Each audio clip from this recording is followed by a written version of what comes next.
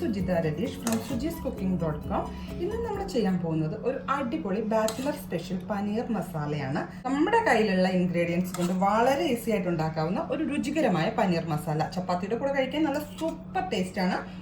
നിങ്ങൾ എല്ലാവരും ട്രൈ ചെയ്ത് നോക്കണം കേട്ടോ. അപ്പം നമുക്ക് നമ്മുടെ പനീർ മസാല എങ്ങനെയാണ് ഉണ്ടാക്കുന്നതെന്ന് നോക്കാം.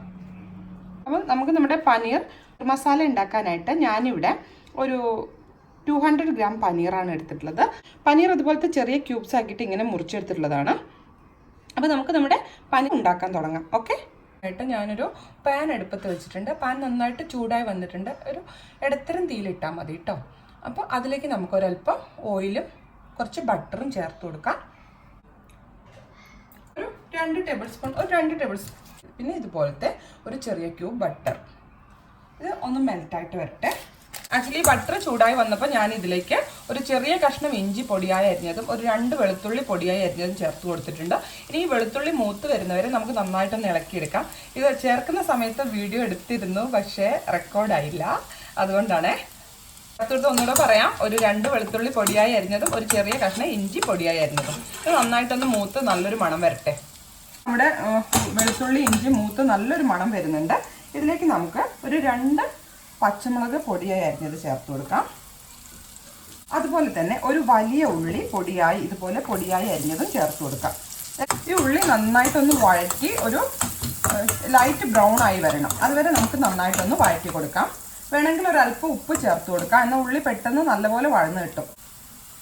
അപ്പോൾ ഇതാ നമ്മുടെ വലിയുള്ളി നല്ല ബ്രൗൺ ആയി വന്നിട്ടുണ്ട്. കണ്ടില്ലേ? നല്ല ബ്രൗൺ ആയി, ഇങ്ങനെ ഗോൾഡൻ ബ്രൗൺ ആയിട്ടില്ല, ബ്രൗൺ ആയിക്കൊണ്ടിരിക്കുകയാണ്. ഈ ഒരു സമയത്ത് നമുക്ക് നമ്മുടെ തക്കാളി അരിഞ്ഞു വെച്ചിരിക്കുന്നത് ചേർക്കാം. ഞാൻ ഒരു വലിയ ഉള്ളിയാണ് എടുത്തിട്ടുള്ളത്. തക്കാളി എടുത്തിരിക്കുന്നത് ഒരു വലിയ തക്കാളിയാണ്, നല്ല പഴുത്ത വലിയ തക്കാളി. നിങ്ങൾ എടുക്കുന്നത് ചെറിയ തക്കാളി ആണെങ്കിൽ നല്ല പഴുത്ത തക്കാളി തന്നെ എടുക്കാൻ ശ്രമിക്കുക. അതുപോലെ ചെറിയ തക്കാളിയാണ് എടുക്കുന്നതെങ്കിൽ 2 യൂസ് ചെയ്യുക. അതല്ല നല്ല വലിപ്പമുള്ള തക്കാളിയാണ് ഉപയോഗിക്കുന്നതെങ്കിൽ 1. ഓക്കെ, തക്കാളി നന്നായിട്ട് അരിഞ്ഞ് എണ്ണ തെളിഞ്ഞ് വരണം. അതുവരെ നമുക്കൊന്ന് വഴറ്റി കൊടുക്കാം. തക്കാളി ചേർത്ത് കഴിഞ്ഞാൽ തീ കുറച്ച് കൂട്ടി കൊടുത്തോളൂ, എങ്കിലേ തക്കാളി പെട്ടെന്ന് വഴന്ന് കിട്ടുള്ളൂ. തക്കാളി നന്നായിട്ടൊന്ന് വഴറ്റിയെടുക്കണം. എണ്ണ തെളിഞ്ഞ് വരുന്നവരെ വഴറ്റിയെടുക്കണം. അപ്പോൾ ഇതാ നമ്മുടെ തക്കാളി നല്ല റോസ്റ്റായിട്ട് വന്നിട്ടുണ്ട്. ചുറ്റും എണ്ണ തെറിച്ചിട്ടുണ്ടെന്ന് നോക്കണ്ട. തക്കാളി നല്ല റോസ്റ്റ് ആയിട്ടുണ്ട്. നമുക്കിതിലേക്ക് ഇനി മുളക് പൊടിയും ഗരം മസാലയൊക്കെ ചേർത്ത് കൊടുക്കാം. തീ ഈ സമയത്ത് നന്നായിട്ട് കുറച്ചോളൂ. ഇതിലേക്ക് നമ്മൾക്ക് ഒരു 1/4 ടീസ്പൂൺ മഞ്ഞൾപ്പൊടി ചേർത്ത് കൊടുക്കാം. അതുപോലെ തന്നെ ഒരു 1/2 table spoon Kashmiri chilli powder ചേർത്ത് കൊടുക്കാം. ഒരു 1/2 ടേബിൾ സ്പൂൺ മതി കേട്ടോ. കൂടുതൽ മുളക് പൊടി ചേർത്താൽ പനീറിന് ടേസ്റ്റ് ഉണ്ടാവില്ല. പിന്നെ കാശ്മീരി ചില്ലി പൗഡറിന് നല്ലൊരു കളറാണ്. അപ്പോൾ പനീർ കാണാൻ നല്ല ഭംഗിയുണ്ടാവും, വൈറ്റ് അല്ലേ. അപ്പോൾ ഒരു 1/2 ടേബിൾ സ്പൂൺ. നിങ്ങൾക്ക് നല്ല എരിവ് വേണമെങ്കിൽ മാക്സിമം ഒരു 3/4 ടേബിൾ സ്പൂൺ വരെ മുളക് പൊടി ചേർത്ത് കൊടുക്കാം. ഇനി ഈ മുളക് പൊടി നന്നായിട്ടൊന്ന് മൂപ്പിച്ചെടുക്കാം. നല്ലപോലെ മൂത്ത് വരട്ടെ. ഈ മുളക് നന്നായിട്ടൊന്ന് വഴഞ്ഞ് ഇതുപോലെ എണ്ണ തെളിഞ്ഞ് വരണം. ഓക്കെ, ഇനി ഇതിലേക്ക് നമുക്ക് ഒരു ചെറിയ ടീസ്പൂൺ ഗരം മസാല ചേർത്ത് കൊടുക്കാം. കൂടുതൽ ചേർക്കരുത്, ഭയങ്കര ചെവയായിരിക്കും. അപ്പോൾ പിന്നെ കറി ടേസ്റ്റ് ഉണ്ടാവില്ല. ഒരു 1/2 ടീസ്പൂൺ, ഞാനൊരു 1/2 ടീസ്പൂൺ ഗരം മസാല ചേർത്ത് കൊടുക്കുന്നുണ്ട്. ഇനി ഇതിലേക്ക് നമുക്ക് ചേർത്ത് കൊടുക്കേണ്ടത് പനീറാണ് കൊടുക്കുന്നത്. ഇനി തീ കുറച്ചിട്ട് പനീർ മസാലയായിട്ടൊന്ന് മിക്സ് ചെയ്തെടുക്കാം. മിക്സ് ചെയ്യുമ്പോൾ പ്രത്യേകം ശ്രദ്ധിക്കണം, പനീർ പൊടിഞ്ഞു പോരുത് കേട്ടോ. പതിയെ മിക്സ് ചെയ്ത് കൊടുക്കണം.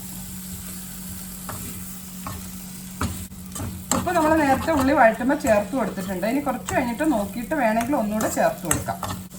ഇനി ഇതിലേക്ക് നമുക്ക് ഒരു 1/2 കപ്പ് വെള്ളം ചേർത്ത് കൊടുക്കണം. ഇനി ഇത് നമുക്ക് ചെറുതായിട്ട് കുറച്ച് സമയം ഒന്ന് കുക്ക് ചെയ്തെടുക്കണം. പനീർ പൊടിഞ്ഞു പോരുത് കേട്ടോ, പെട്ടെന്ന് പൊടിഞ്ഞു പോകും പനീർ. ഉപ്പൊന്ന് നോക്കാം. ഉപ്പുണ്ട്, നല്ല ടേസ്റ്റ് ഉണ്ട്. നമുക്കിതൊന്ന് അടച്ച് വെച്ച് ഒന്ന് കുക്ക് ചെയ്യാം. ഒരു 5 മിനിറ്റ് ഒന്ന് കുക്ക് ചെയ്തിട്ട്. അപ്പോൾ ഇതാ നമ്മുടെ പനീർ ശരിക്കും കുക്കായിട്ടുണ്ട്. ആ ഫ്ലേവറൊക്കെ പനീറിൽ ശരിക്കും അബ്സോർബ് ആയിട്ടുണ്ട്.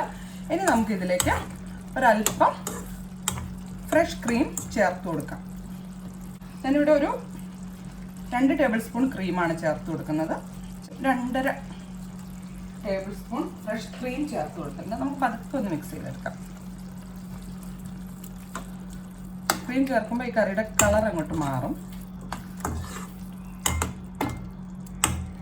നമുക്കിനി ഇതിലേക്ക് ഒരു അല്പം കസൂരി മേത്തി ചേർത്ത് കൊടുക്കാം. ഇതാ ഉണങ്ങിയ ഉലുവയുടെ ഇലയാണ് കസൂരി മേത്തി. ഇത് കൈകൊണ്ടൊന്ന് ഞെരടിയിട്ട് ചേർത്ത് കൊടുത്താൽ മതി. ശകലം ചേർത്താൽ മതി. കൂടുതൽ ചേർത്ത് കഴിഞ്ഞാൽ ഇതിനൊരു ബിറ്റർ രുചി വരും. ഒരല്പം കസൂരി മേത്തി ചേർത്ത് കൊടുക്കാം. എന്നിട്ട് ഒന്ന് ഇളക്കി കൊടുക്കാം. ഇനി ഇതിലേക്ക് നമുക്ക് ഒരല്പം മല്ലിയില അരിഞ്ഞത് ചേർത്ത് കൊടുക്കാം.